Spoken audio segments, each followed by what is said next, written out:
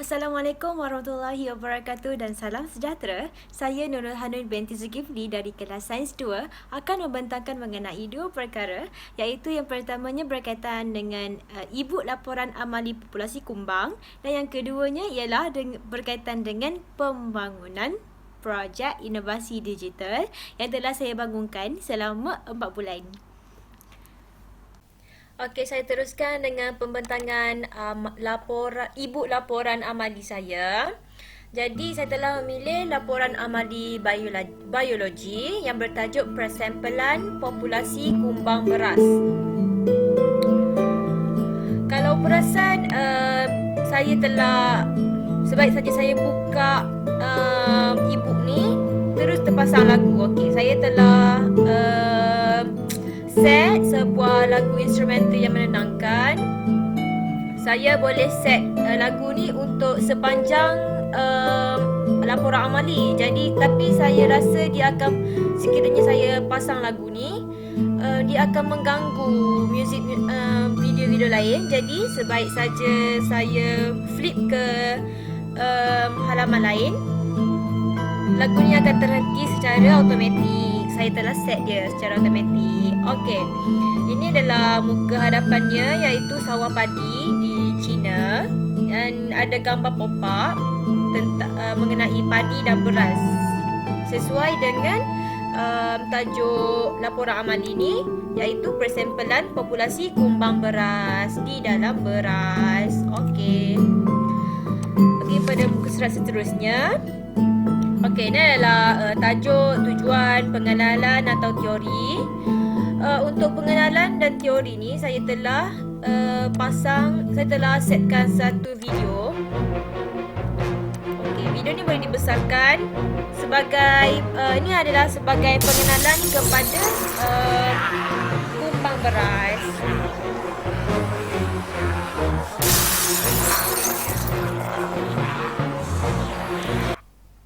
Okey.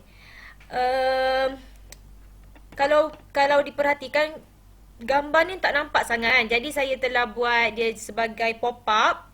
Jadi bila kita lalukan saja pada gambar ni, akan keluar pop-up mengenai anatomi rice weevil, ataupun nama saintifiknya ialah Cytophilus oryzae, ataupun dalam bahasa Melayu, bahasa kampungnya ialah bubuk beras. Okey. Ini adalah gambar pop-up bagi kita hidup kumbang beras ni. Yang betina, kumbang betina dia akan bertelur, dia akan dan telur ni dia menetas, dia akan menghasilkan larva. Daripada larva ni akan menghasilkan pupa, kemudian pupa ni akan membesar menjadi adult dan kita ini akan berulang-ulang. Okey. Saya juga telah menyediakan video tentang kita hidup kumbang beras bagi memudahkan kefahaman. Okey, inilah videonya. Macam tadi.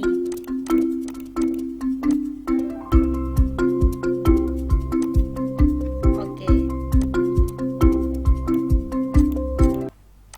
Seterusnya, ini adalah prosedur. Ini adalah sampel A dan sampel B. Ini adalah keputusan yang telah saya dapat dan saya juga tafsirkan keputusan tu dalam bentuk graf bar. Okey.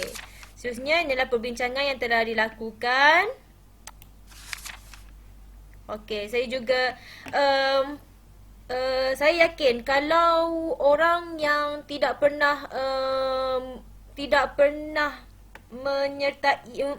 mengikuti apa-apa kursus mengenai pertanian, dia orang tidak akan tahu apa itu kaedah fumigasi. Okey, jadi saya telah menyediakan sebuah video yang menunjukkan macam mana fumigasi ini disediakan.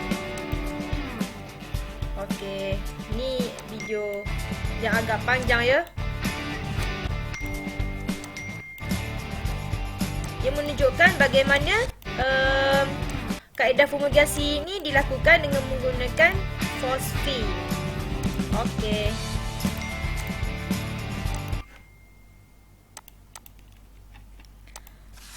Seterusnya ialah saya menyediakan gambar pop-up lagi untuk petua untuk menghalau bubuk beras ni menggunakan tumbuh-tumbuhan seperti bawang putih, kayu manis, cili kering. Okey. Kerana haiwan-haiwan ni dia tidak tahan dengan bau, aroma dan juga keasidan yang asid yang dikeluarkan oleh tumbuh-tumbuhan ni. Okey. Okey, ni adalah bubuk di biji rim barley. Okey. Pada pendapat saya, pembinaan laporan amali secara digital ni dengan menggunakan e-book bagi saya adalah saya sangat sokong lah sebenarnya kerana ia senang dan juga menarik. Di samping juga mesra alam. Kita tak payah print-print dah guna kertas. Jimat duit kat situ. Tak payah beli dakwah printer. Okay. Dan juga boleh letak video pop-up. Link dengan YouTube. Gambar yang pop-up. Message pun boleh. Kita boleh letak footnote dekat situ. Lepas tu boleh sambung dengan movie. Okay. Tapi antara yang menjadi halangan semasa saya membina e-book ni ialah saya tak boleh link directly dengan YouTube. Jadi saya perlu download satu-satu video dan dimasukkan secara movie untuk membolehkan ia dipaparkan sebegitu. Kalau saya boleh link directly dengan YouTube lagi senang. Tapi saya tak tahu kenapa saya tak boleh. Mungkin sebab saya sendiri yang tidak mengkaji dengan lebih mendalam mengenai Flip Builder ni. Jadi pada masa hadapan mungkin saya boleh menambah baik saya punya ilmu pengetahuan dalam Flip Builder ni untuk menghasilkan sebuah laporan amali yang lebih bermutu tinggi dan menarik. Sekian saja pembentangan saya mengenai e-book laporan amali populasi kumbang. Saya teruskan dengan pembentangan mengenai pembangunan projek inovasi digital saya iaitu AnyMap. AnyMap ialah sebuah aplikasi atas talian yang menggunakan perisian Google Maps. AnyMap berasal daripada dua perkataan bahasa Inggeris iaitu animal dan map yang membawa maksud peta haiwan. Okey, mari kita tengok. Ini adalah link yang telah saya kongsi dengan salah seorang pengguna. Ini adalah paparan yang akan dilihat oleh pengguna. Okey, ini adalah paparan yang dapat dilihat oleh para pengguna yang akan memaparkan peta dunia. Jika ditekan butang tambah, kita boleh zoom in dan akan lihat lebih banyak nama-nama negara. Jika zoom out, kita akan dapat nama-nama negara yang besar. Okey. Saya telah menyediakan arahan ringkas di sini iaitu scroll dan klik pada ikon di negara-negara itu. Nikmati khidmat 3 dalam satu AnyMap iaitu nota ringkas, gambar dan video. Inovasi yang saya ciptakan ni saya lebih menekankan mengenai penggunaan multimedia di dalam pembelajaran. Murid-murid diorang lebih tertarik dengan multimedia dalam pembelajaran abad 21 kan. Diorang lebih gembira jika diorang dapat guna komputer, dapat tengok gambar, dapat tengok video. Diorang akan lebih tertarik dengan sesuatu pembelajaran itu. Okey, di bawah ini ialah senarai nama haiwan yang terdapat di dalam peta dunia ini. Okey, saya contohnya saya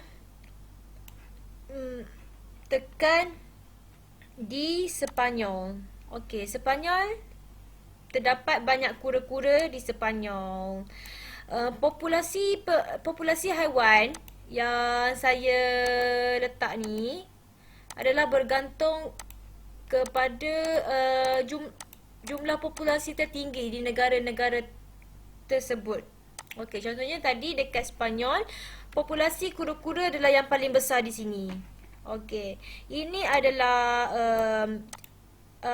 nota ringkas mengenai kura-kura, macam mana dia melindungi diri daripada musuhnya, iaitu dia akan memasukkan semua anggotanya ke dalam cengkerangnya yang keras. Saya ada menyediakan gambar dan juga video mengenai kura-kura ini. Ini adalah kura-kura dan tengoklah betapa kerasnya cengkerang itu. Dan juga video macam mana kura-kura ini akan memasukkan badannya untuk melindungi diri daripada musuh. Musuhnya di dalam video ini adalah jaguar.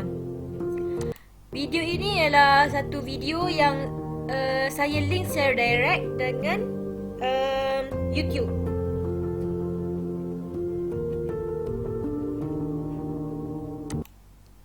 Okey.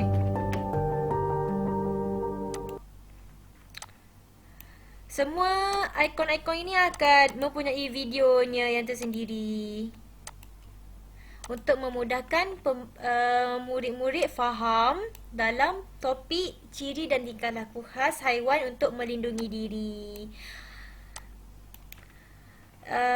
Garisan ini ialah menunjukkan laluan migrasi paus biru. Manakala garisan kuning ni menunjukkan laluan migrasi burung bangau. Ia akan menunjukkan burung bangau bermigrasi untuk membiak dan mendapatkan makanan apabila tiba musim sejuk. Okey, boleh zoom in untuk lihat daripada mana ke mana bangau-bangau ini bermigrasi. Daripada Wisconsin kepada Orlando, kepada Florida. Okey. Begitu juga dengan paus biru ni. Okey, paus biru bermigrasi apabila tiba musim sejuk untuk membiak dan makan. Ia akan bermigrasi, ini adalah laluan paus biru laluan migrasi paus biru. Dia akan pergi ke perairan Chile. Paus biru bermigrasi ke sini sementara menunggu musim sejuk di tempat asalnya tamat. Okey. Saya tidak perlu menunjukkan semua haiwan-haiwan yang telah saya tunjukkan ini. Macam mana saya menetapkan haiwan-haiwan ni? Ia adalah berdasarkan populasi terbesar haiwan-haiwan tersebut di negara ni. Contohnya, di Jepun paling banyak sotong kurita di perairan Jepun. Sebab itulah sotong kurita merupakan satu makanan eksotik bagi rakyat Jepun.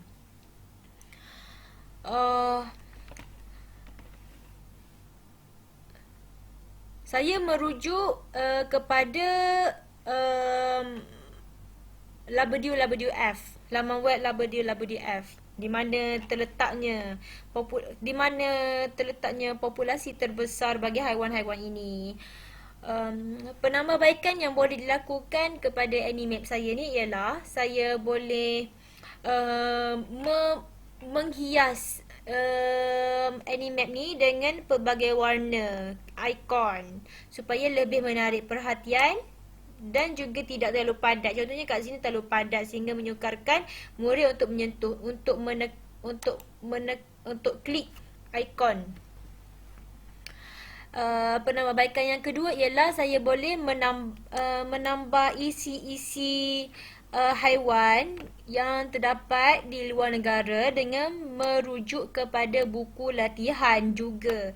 Haiwan-haiwan yang terdapat di sini semuanya saya rujuk kepada buku teks tahun 5 semata-mata. Belum campur lagi dengan buku latihan. Jadi saya jangkakan untuk menambah bilangan-bilangan haiwan ni, nama-nama haiwan, macam mana mereka melindungi diri dengan merujuk kepada soalan-soalan yang terdapat dalam buku teks.